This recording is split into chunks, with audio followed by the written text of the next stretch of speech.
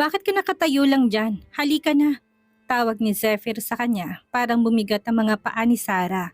Pinagpapawisan siya at nagtanong, bakit tayo nandito? Si Rod ang nagpa-reserve nito. Sabi niya, wala siyang oras para pumunta.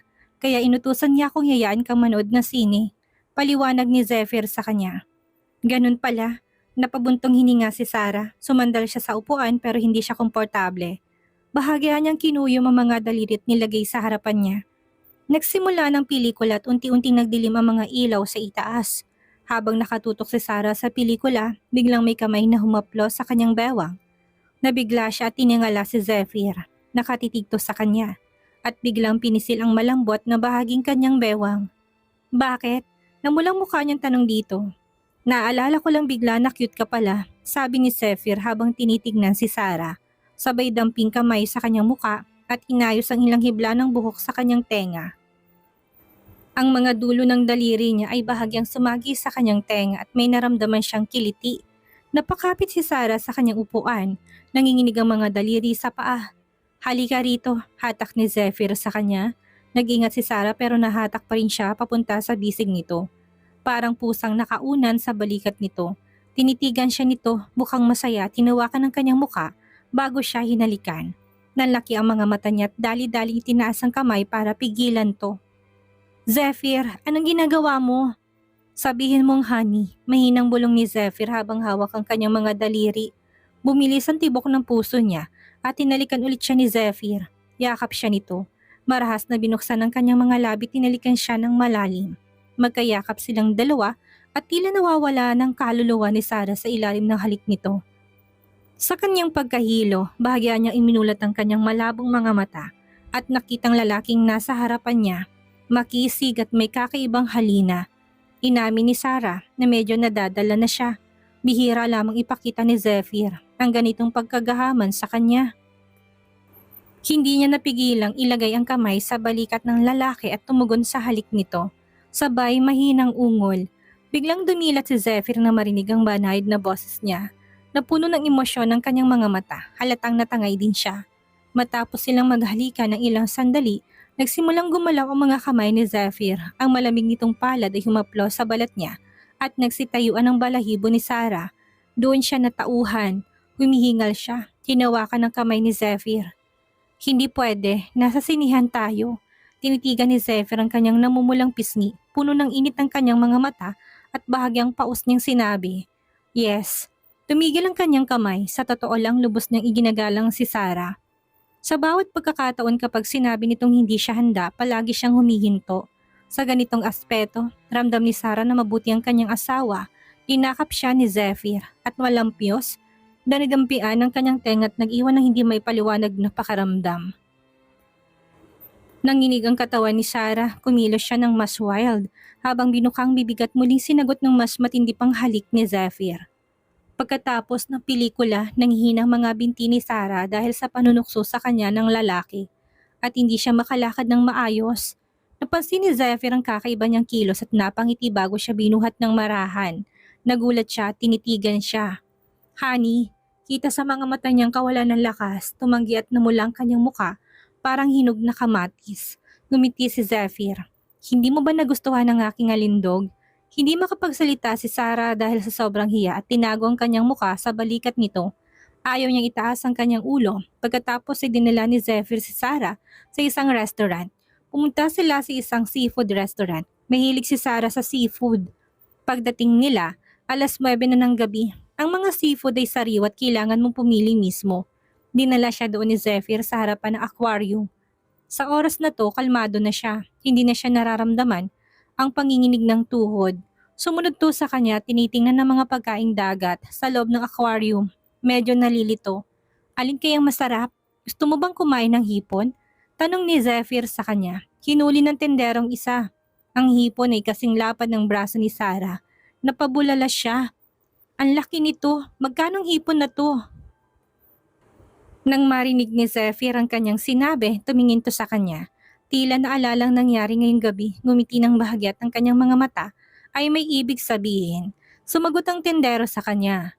Ma'am, ang hipon pong ito ay 2,000. Ang mahal naman, gulat niya sabi. Yan po ang presyo, sabi ng tendero kay Zephyr. Meron din po kaming alimango at malilit na blue lobsters ngayon. Sariwang-sariwa po mga to. Sir, maaari nyo silang subukan. Masarap po ang lahat. Pwede bang kumuha tayo ng 3 nito at isang king crab? Tanong ni Zephyr sa kanya. Hindi ba masyado ng marami? Hindi.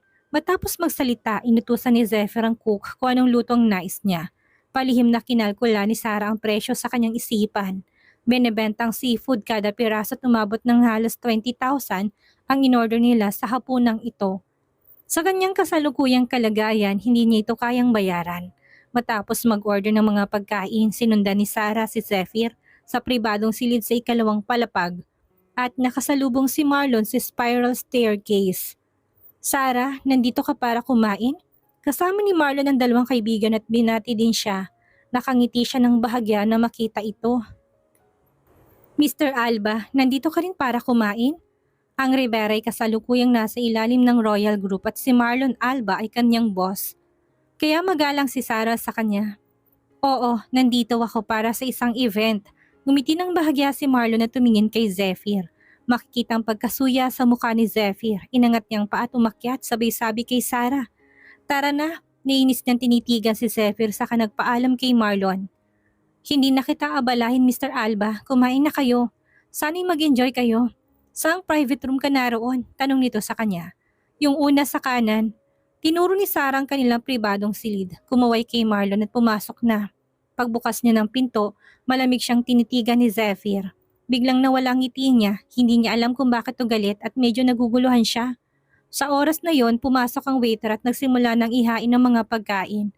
Ang mesa ay puno ng makukulay at mabangong pagkain. Nabuhay ang gana ni Sarah. Umupo siya at unang kinain ng isang hipon. Tunay itong masarap para kang nasa langit, lalo na dahil gutom na siya. Kaya mas lalo naging masarap to para sa kanya. Matapos ngumuya ng ilang sandali, napansin niyang hindi pa gumagalaw si Zephyr. Itinaas niyang kanyang paningin at nakita niyang tinititigan pa rin siya nito ng masama. Hindi niya maintindihan kung bakit pero naramdaman niya na mabait ito sa kanya ngayong gabi. Kaya pinunasan niyang kanyang kamay at kumuha ng hipon. Tinusok yun ng tinidor at nilagay sa plato nito. Masyado tong malinis kaya hindi niya kinamay ang pagkain.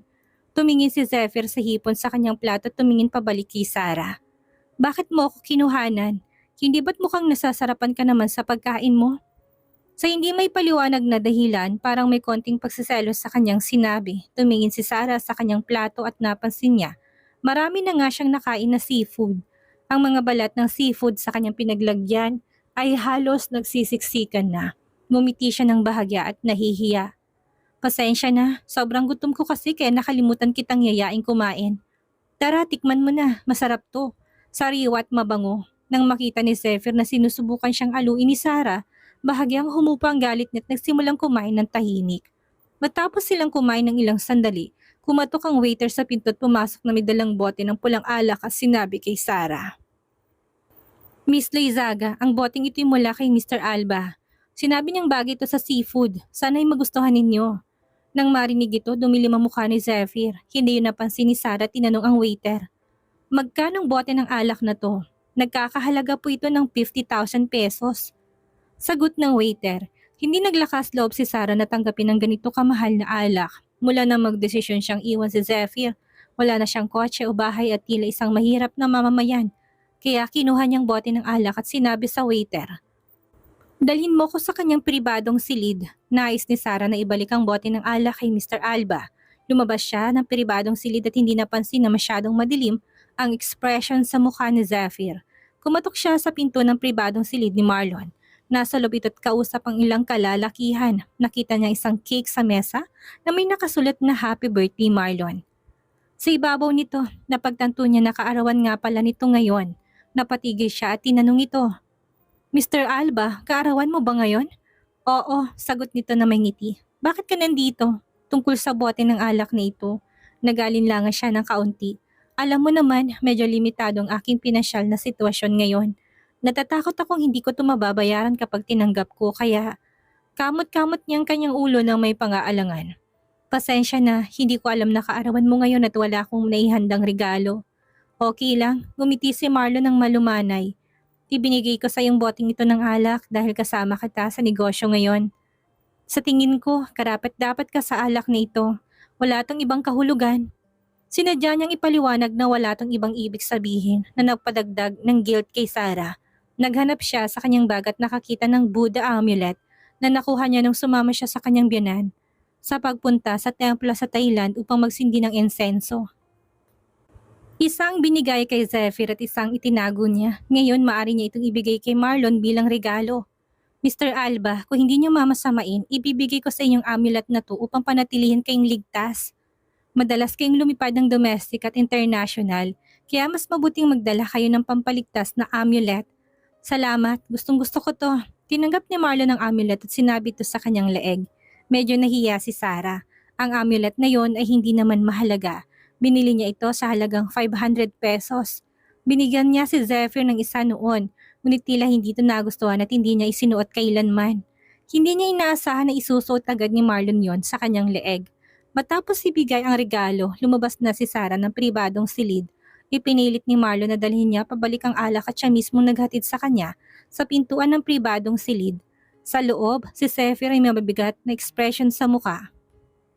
Nang makita silang magkasamang bumalik, sinabi niya ng malamig, "Bill out." Nakatayo ng waiter sa pintuan, naghihintay. Nang marinig ang boses ni Zephyr, gumitit at binuksan ang pinto. "Sir, magbabayad na po ba kayo?" Oo, inabot ni Zephyr ang isang itim na card. Dinala ito ng waiter para bayaran ang bill. Merong checkout counter sa pintuan ng pribadong silid kaya napakadaling magbayad ng bill. Pumasok si Sarah sa silid, tumingin sa mesang puno ng pagkain at nagtanong, "Pauwi ka na ba? Marami pa rin natitira." "Hindi na ako kakain." Malamig na tumingin si Zephyr sa kanya.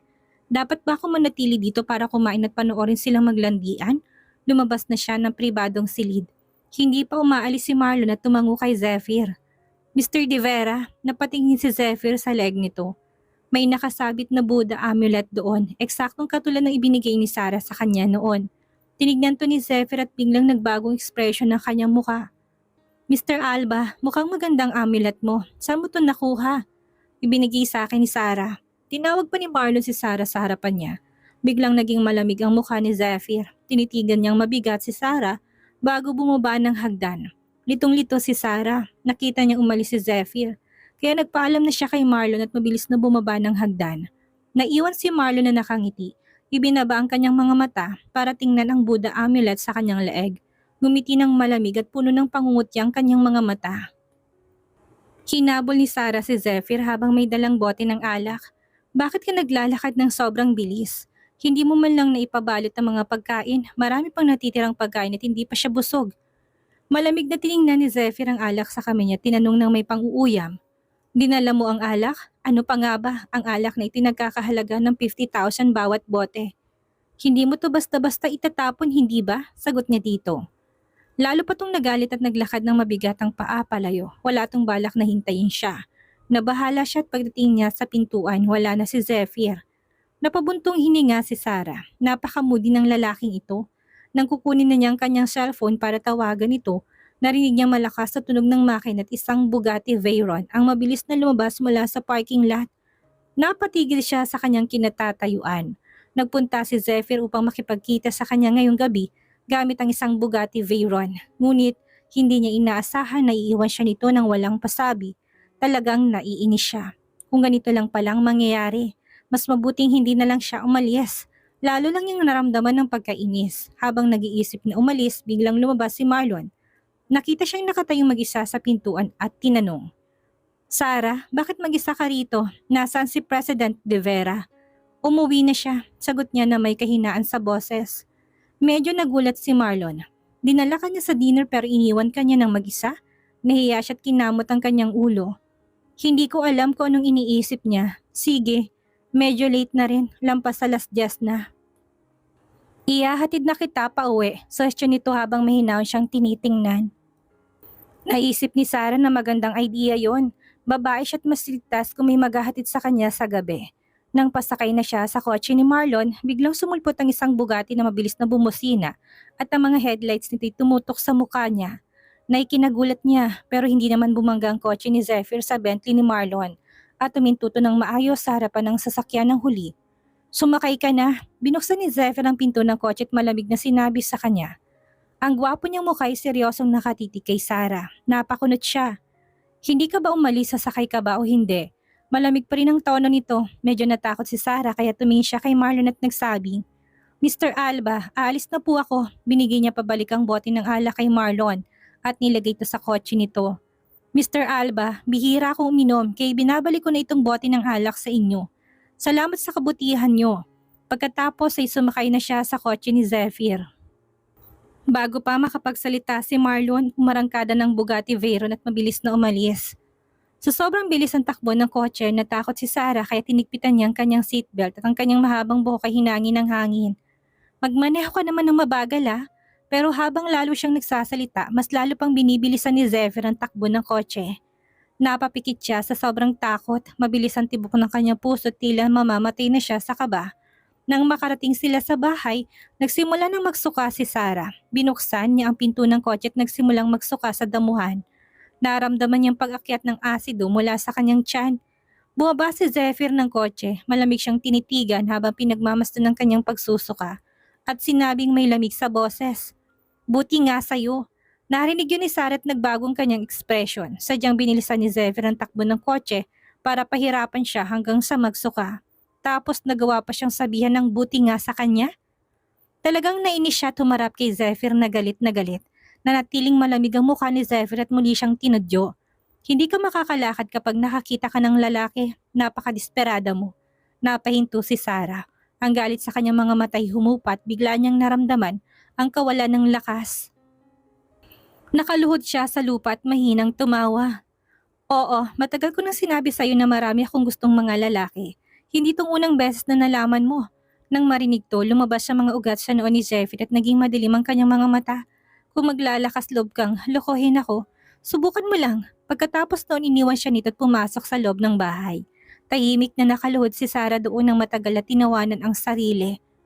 Ngayon, iniisip pa rin niyang nagbago na ito sa kanya pero lumalabas na hindi. Patuloy pa rin siyang sinasaktan at minamalit nito ayon sa nais. Hinila niyang kanyang nangihinang mga binti at dahan-dahang makyat sa ikalawang palapag at tumiga sa kama. Tinignan niyang kanyang balanse sa bangko. May kabuang 3 milyon ngayon. May utang siyang 4 na milyon kay Zephyr at inisip niyang makakaalis siya kapag nabayaran ng utang na to. Hindi niya alam kung ibabalik ba ni Aurora ang bag kung isasauli niyang pera sa kanya. Kung papayag to, maaari niyang ibalik ang bag kay Zephyr at ma-offset ang utang. Habang iniisip to, nakatulog siya at nagising na may sipon kinabukasan. Madam, gising ka na ba? Kumatok si Aling Lydia sa pinto sa labas. Bumangon siya at binuksan ang pinto. Aling Lydia, ano yon? Sabi ng asawa niyo na simula ngayon, ito nang isusuot mo sa bahay. Inabot ni Aling Lydia ang isang set ng damit. Binuksan niya ito at nakita niyang ito ay isang uniform ng kasambahay. Sa totoo lang, iniisip niya napaka-infantil at napaka-magmahiganting lalaking ito. Napabuntong hininga si Aling Lydia at sinabing, sa totoo lang, hindi ko rin gusto ni isuot mo ito ma'am. Ito ay mga damit na siya kaninang umaga pero nagpumilit si sir. Hayaan mo na, okay lang. Sa totoo lang, gusto lang siyang hiyain nito. Hinayaan na lang ito ni Sarah at mas lalong naging determinado sa pakikipaghiwalay. Sa ganitong klaseng lalaki, mas maagang maghiwalay, mas mabilis siyang makakabangon. Nagpalit siya ng itim at puting uniform ng kasambahay, nagsuot ng lace ng headdress at pumunta sa master's bedroom. Binuksan niyang pinto at si Zephyr na kasalukuyang may kausap sa telepono sa harap ng bintanang salamin at sinabi sa kausap, naintindihan ko, pupunta ako mamaya. Pagkatapos isara ang tawag, humarap siya at nakita si Sarah na nakasuot ng uniform ng kasambahay. Nang makita niyang babae na naka-maid uniform, tumaas ang kanyang kilay at isang mapang-uyam ng ngiting sumilay sa kanyang mga labi. Bagay sa'yo. Malamig niya sinabi habang inuuring itsura niya, ngumiti siya. Ngunit ito isang ngiting puno ng lungkot at pagpapakumbaba. Sana naman, sagot niya ng walang gana. Dahil itong gusto mo, hindi ba? Sa halip na sumagot, pinagmasdan lamang siya ni Zephyr na may seryosang ekspresyon. Huwag mong isipin na pwede mo akong baliwalain dahil sa mga biro mo. Tandaan mo, meron ka pang utang sa akin. Napatitig siya sa sahig, hindi na kayang makipagtalo. Ang mga salitang yun ay nagpapaalala sa kanya ng kalagayan niya, isang kalagayan na gusto na niyang takasan. Ngunit baka sa mukha niyang matinding galit, nanigas ang kanyang mga labi tila isa siyang rebelde. Biglang natawa si Zephyr, tinignan siya ni Sarah ng masama. Ayaw na siyang pansinin at pumasok sa walk-in closet na sutang malapad na palda. Hindi alam ni Zephyr kung anong pumasok sa isip niya at sinundan ito sa loob na pabirong sinabi. Bagay na bagay sa'yo. Tumigil to sa paghahanap ng damit, tinignan siya ng masama. Walang hiya, ang papurihan ka maganda'y pagiging walang hiya. Walang hiya ka dahil pinasuot mo ko ng ganito. Inis sa tugon nito. Sinong kasambahay sa bahay na tong hindi ganito manamit? Bakit hindi mo matanggap? Wala nang nasabi si Sarah, tinamad na siyang makipagtalo pa. Hinanap niya mga damit ni Zephyr para sa araw na yun nilagay sa sofa. Nahanap ko ng damit mo. Aalis na ako. Sandali, pigil ni Zephyr. Na may tamad na tono. Dapat ikaw ang magbihis sa akin. Hindi pwede. Tumanggi siya at tumalikod na. Hinatak siya nito pabalik. Idiniin sa pader at malamig na sinabing, hindi pa kita kinakausap tungkol sa paglalandi mo sa ibang lalaki kagabi. Pero ikaw pang unang nanlamig sa akin? Tinitigan siya ni Sarah. Aling mata mo ang nakakita na nalalaki ako? Huwag kang mag-imbento ng kwento kung wala kang ebidensya. Hindi ba't ibinigay mo kay Marlon Alba ang amulet na suot niya sa leeg? Malamig na tanong ni Zephyr. Natigilan si Sarah. Ibinigay ko lang yon kasi kaarawan niya kagabi. Nagbibigay ka ng amulet sa kaarawan? Binibili mo bang mga yon ng maramihan? Sinong lalaki pang binigyan mo? Sarkastikong tanong nito. Hindi siya nakasagot. Totoo, nung nakarang taon nagbigay siya ng amulet sa kaarawan nito. Ngayong taon si Marlon Alba naman ang binigyan niya ng amulet sa kaarawan nito. Biglang hindi niya na alam kung paano ipapaliwanag ito.